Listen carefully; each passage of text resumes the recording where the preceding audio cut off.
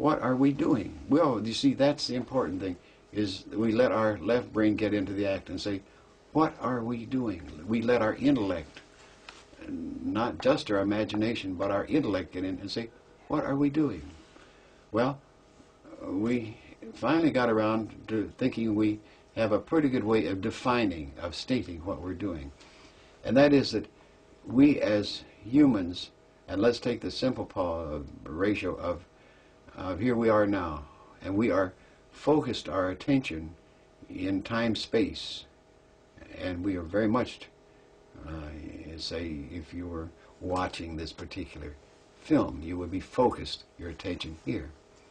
And that is that type of phasing. We are in phase with time-space.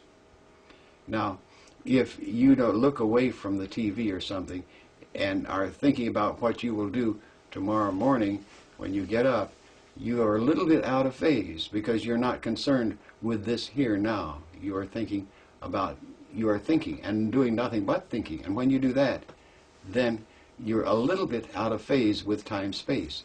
So you can get the patterns of phase relationships. You're still here, and your consciousness is not only here in your physical self, but you're a little bit out of phase. And as you do this a little bit more, you get beyond inattention. You have what we call daydreams. So you are focused very much in your mind here, but your body's here, and you know your body's here, and you know you're still in time-space. And so there is a phase relationship. Say 60% of you is still in your physical consciousness, and 40%'s over here daydreaming somewhere.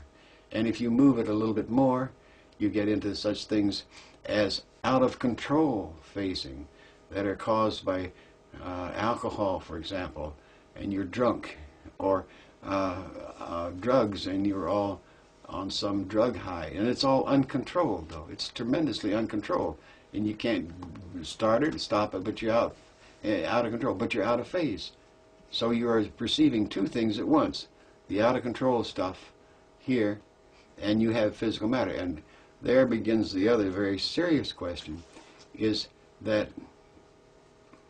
the person who has dementia or some form of psychosis is in a dual phase relationship and cannot differentiate between the time-space physical phasing and this other that he perceived.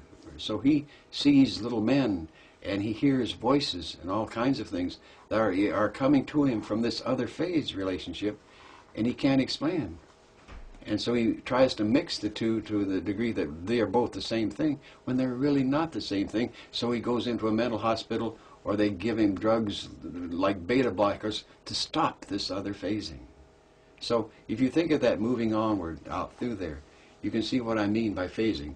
I can probably say, take a piece of paper and say, this, for example, is a phase relationship, and that's totally focused. Can you see it on the camera there? That's pretty good, isn't it? You don't have to focus it tight, but just get the angle. Now, as I turn this is moving slightly out of phase.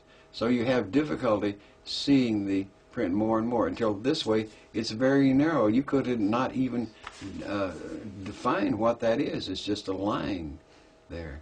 And if you're trying to read this, you're having great difficulty because you can't even see it at all now. Now you're seeing another type of something. You're seeing not this, but something else. So you're completely out of phase with time-space. So it's that type of thing. These are ratios, and everything is ratio in terms of consciousness. The interesting part, of course, is that we have certain fascinating things, and that is that when there comes a point we all face, there are certain things like death and taxes we always have to face. Well, one of them we have is facing physical death, and that means that this tuning device that we have called a physical body doesn't work anymore. So we have to phase out of it. And we're completely out of phase, and this doesn't work, so we are totally there again. Our consciousness is not dependent upon this. It's over there. And being over there is, again, a reality. And this is the thing that you begin to understand the more you get into this, that there is other realities which this mind that we have, this human state, can be conscious over in these other areas. And you can learn and do this long before you're forced to drop this physical body and go on. You can go play there. What Have a lot of fun. What is the Yes. significance, Bob, of this ability that you've proven that we have to contact these other realities or other phases? I think the most important thing, first of all, is to understand these ratios, so that we can begin to just like we do with all of our physical sciences, classify plants, biological sciences, begin to classify these other states of consciousness as to what they really are and explore them. Why do that? The first and foremost thing certainly comes out that we around here have long gotten to the stage that we know we are more than our physical body. What does that mean? That means that it doesn't make any difference what you do here, whatever you do.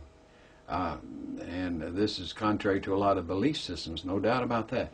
But whatever you do, your performance, your behavior here, doesn't mean whether you're going to exist or non-exist after you die physically.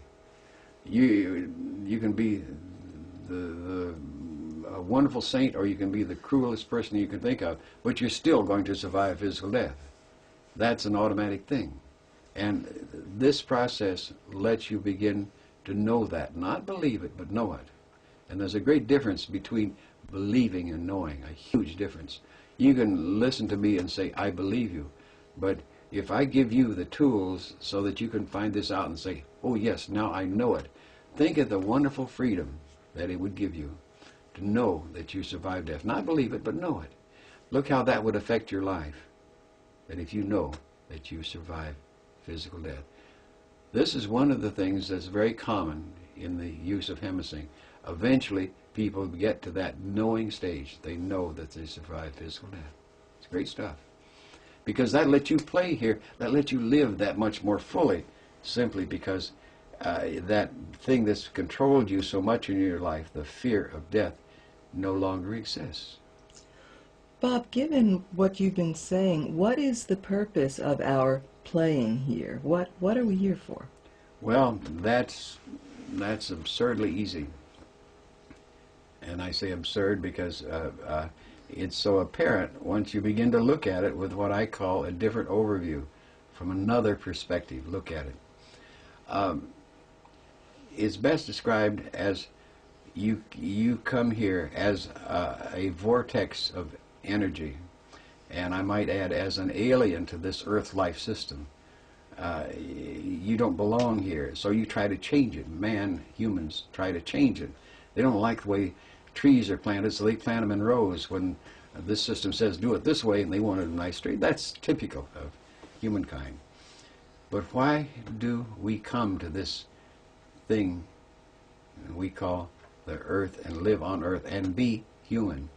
Very, very fascinating but obvious answer. And the more you look at it, the more obvious it becomes to you. And that is that you came here to learn. Now, what did you come to learn? These are nice, neat questions.